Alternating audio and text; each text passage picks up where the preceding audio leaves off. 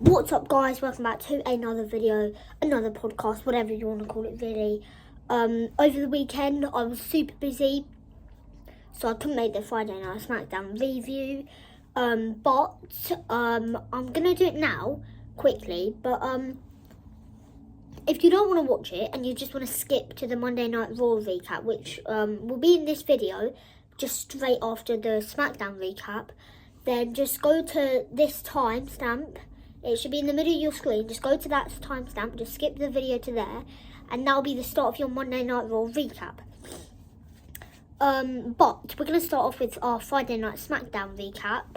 I do apologise, this is going to be a long video. We're trying to fit 2 episodes into one video, so we'll see how it goes. But yeah, let's just get straight into it, shall we? So, last Friday, we started off the show with the new Bloodline. They did some promo thing. Jeff Cobb was there. They announced he had a new name, JC Mateo.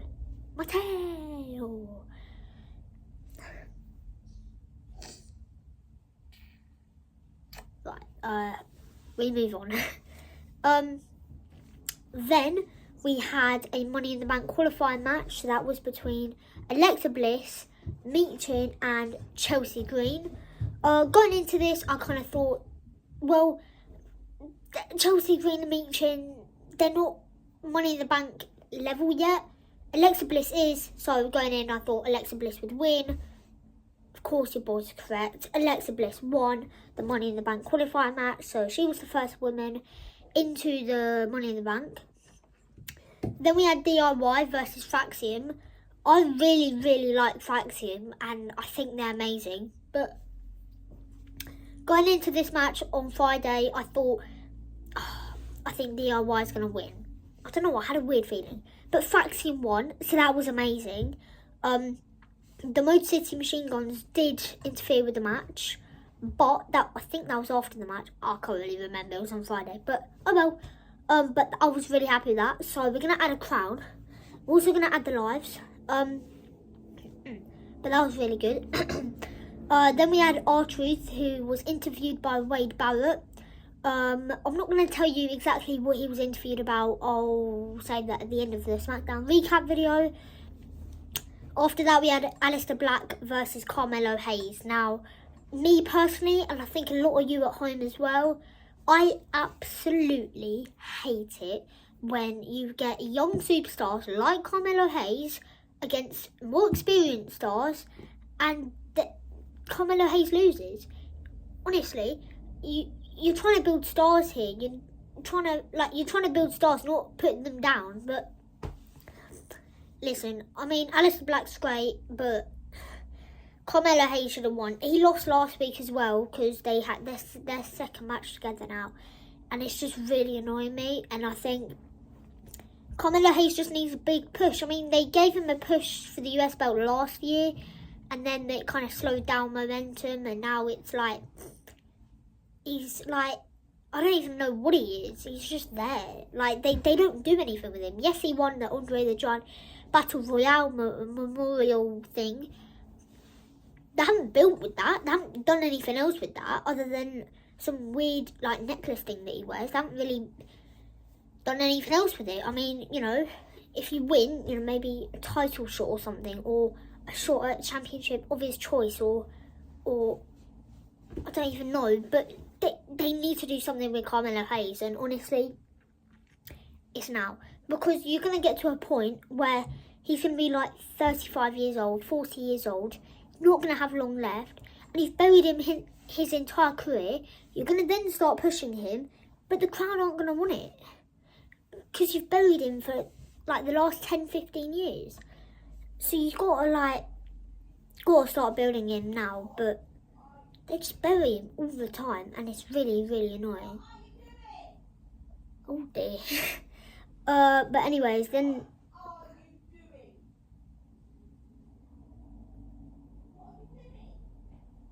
I'll be back.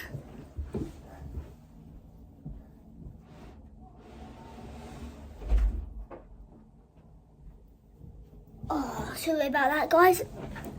But But yeah, then we had another Money in the Bank qualifying match. So that was Solo Sikoa versus Jey Uso versus... Actually, alright, let's shift back to the Aleister Black match. Why is he winning? I get it's a comeback, but Carmelo Hayes should be winning that match. Now we move on to the Money in the Bank match. Solo Sikoa versus Rey Fénix versus Jey Uso. And genuinely, when I was watching, I thought, oh, Rey Fénix is going to win. Personally, I actually quite like him now. When he first came and he was winning matches, I thought, well, it's a bit annoying, isn't it? He's just come and they're giving him all these wins. At WrestleMania, he lost, so I was like, but you know what? I actually thought he should have won. Now I'm kind of liking him. I mean, I didn't really like him at first, but now I'm liking him. I'm kind of getting to like him. But I don't think Jey Uso would have won. Again, he's someone that hasn't got long left in the company, and they need to do something with him. Whether that's a United States Championship or something, or an Intercontinental title, just a mid-card belt would be perfect for him in his career. But yeah, they just don't push him. And same with Rey Fénix. He's going to be... I can see him being a US champion soon. I think he could be the next one after LA. Oh my days. Jeez, that's falling. Oh god. So we're going downhill today. But yeah, anyway, Solo Sikoa won. And I was really annoyed with that. So, I'm going to lose another life there. Then in the main event of that night, we had Tiffany Stratton versus Nia Jax. And I don't know if it's just you guys or it's just me, but when it comes to defending a championship, I hate it when they do it on weekly shows. Like, defending a championship should be something special, something at a PLE, you know, that's something special. It gives it something, it gives it that extra something. I'm not entirely sure what, but it gives it that something. But as usual, the last couple of weeks, Naomi came out, then Jade Cargill came out. So I'm going to make a bit of a prediction here. I'm going to say it's going to be a fatal four-way match at Money in the Bank. Tiffany Stratton versus Nia Jax versus Naomi versus Jade Cargill. And I think the winner of the Money in the Bank match, the women's one, will cash in on that match. It's just a prediction, but I'm sure it will happen. I don't know why, but I'm hoping it happens. But yeah, and then we also have some breaking news. So that is that Giulia has signed for SmackDown. And she's on the main roster. And, but yeah, that's really good. And I've actually got some more matches for you next week. So, here's what we're expecting next week. We have 2 Money in the Bank qualifying matches. LA Knight versus Aleister Black versus Shinsuke Nakamura. I think LA Knight's going to win that. And then we have Charlotte Flair versus Zelina Vega versus Giulia.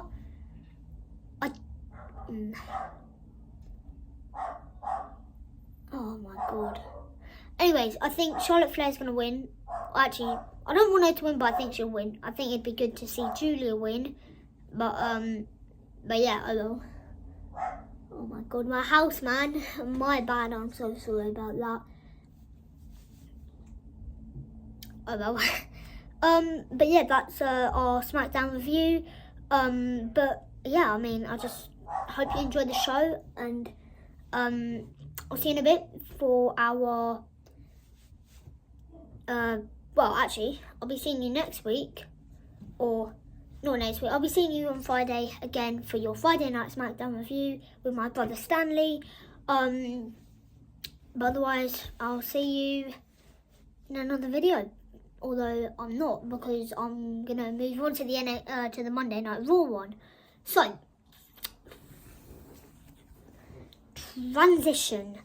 Cool. Right, Monday Night Raw recap. Started off the show with Logan Paul's promo.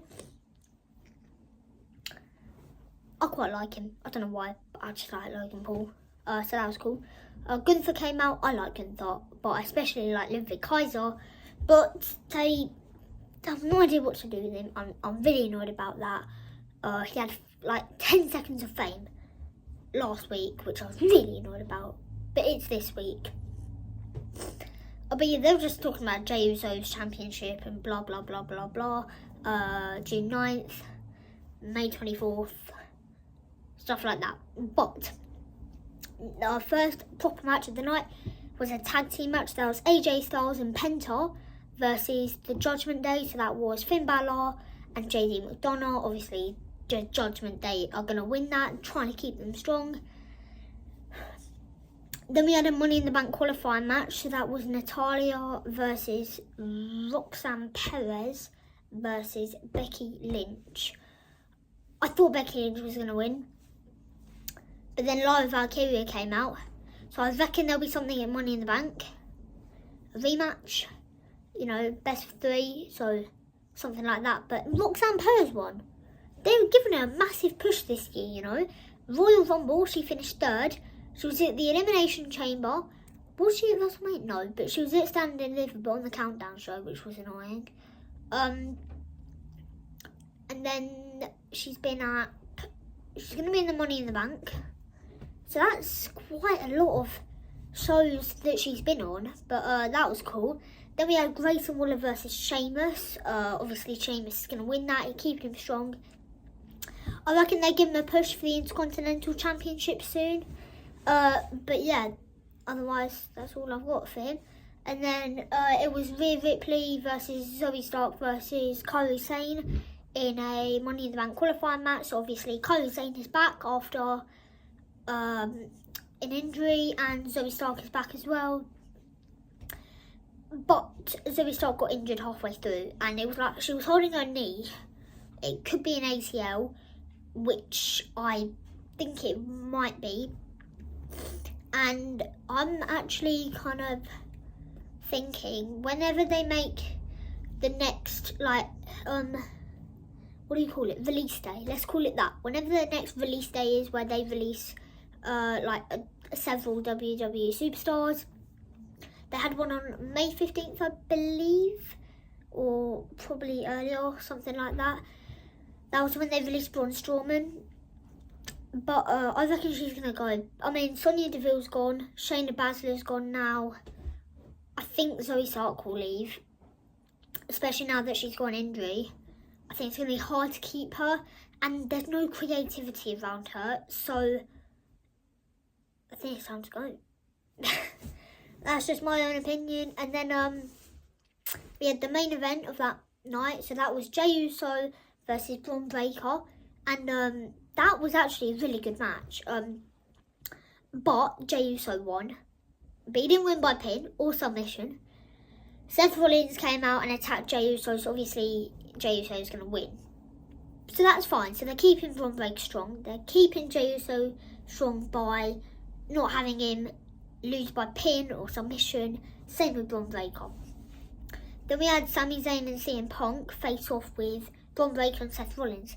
Now, they've got a match at Saturday night's main event, which is, they're calling like an all-star tag team match or something. So that was cool. And they just kind of had like a brawl out, and they like went out the arena. And just as I thought the show was going to end, they kind of went back to the ring. Focused on Jey Uso. He received his belt back.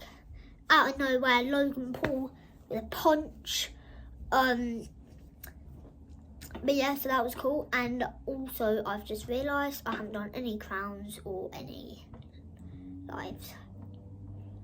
I'm going to skip this week because we did it for SmackDown. So we'll skip Raw and we'll move on straight to NXT tomorrow. It's hard fitting 2 shows in one. You're going to forget a lot of stuff. But yeah, that is about it. I've got some matches for you for Saturday. So there's 4 confirmed matches. Whether there'll be any more confirmed, I do not think so. But we're going to start off the night, apparently, with Damian Priest versus Drew McIntyre in a steel cage. Then we've got John Cena versus R-Truth. And then we've got, obviously, that all-star tag team match. So that's Seth Rollins and Bron Breakker versus Sami Zayn and CM Punk. And then we have Jey Uso versus Logan Paul. The predictions video will be out on Saturday morning. But otherwise, that's all I've got time for. So don't forget to like, subscribe, comment, share. Also, go check out my TikTok page. if you've got a TikTok, obviously. But go check it out. I post there daily. In fact, sometimes I post several times a day. I'm just trying to grow the channel on other platforms. But yeah, otherwise, I'll see you in a bit. I'll see you in another video. And I'll see you tomorrow for our NXT recap. Yee!